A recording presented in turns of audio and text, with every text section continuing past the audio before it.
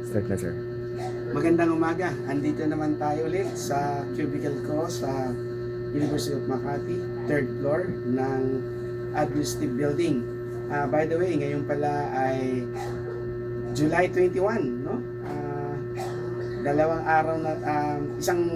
araw na lang matapos ang linggong ito, mag-umpisa naman ang pasukan dito sa University of Makati.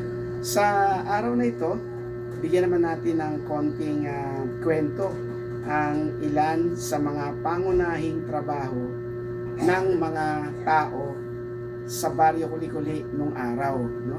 Sa aking pagsasaliksik, sa aking pagtatanong sa mga matatanda sa nasabing lugar o baryo nung araw na ngayon ay Barangay Pio del Pilar, no? Ang Kuli-Kuli, isa sa mga pangunahing gawain ng mga tao dito upang sila ay kumita ay ang pagkuha ng tinatawag nating ikmo, no?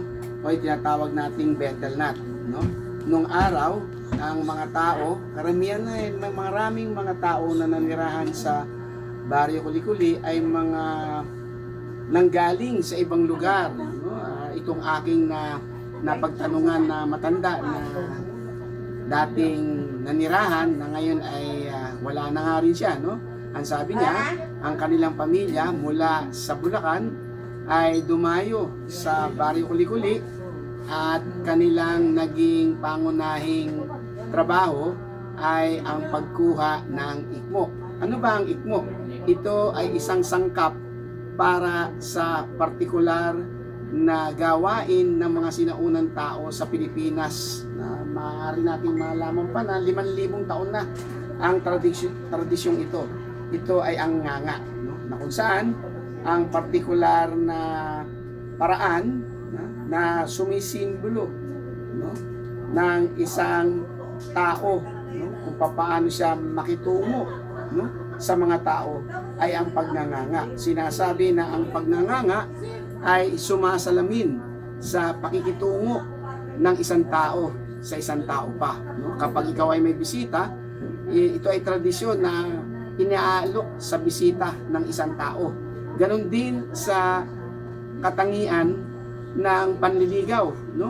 Ang isang lalaking merong iniirog, kanyang bibigyan o aalokin ng nganga ang nasabing ang nasabing babae, at kung ito ay tatanggapin, ito ay nangangahulugan na maaring may tsansa o may gusto ang nasabing babae sa lalaki. Kaya ito ang mga mahalagang ideya na makikita natin, no, sa pagnanganga. Ang pagnanganga na kung saan merong ikmo, may apog, no?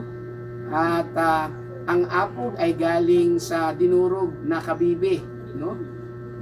At yung ikmo nga na kung saan sa halaman, ipapahid mo ang apog, lalagyan mo ng betel nut o yung tinatawag nating mani, no, ng tinatawag nating arika, no, yung mani ng arika. Ito ay babalot at saka ngunguyain, no? Makikita natin sa iba't ibang panig ng bansa, no, ang ganitong kaugalian na kung saan sa Baryo Kuli-Kuli nung araw ay ganun din, no, ang mga kaugalian ng mga sinaunang tao na kung saan sila ay nagganganga. So yan ay isang partikular na gawain ng mga tao sa Baryo Kuli-Kuli nung araw. Yan na muna para sa araw na ito.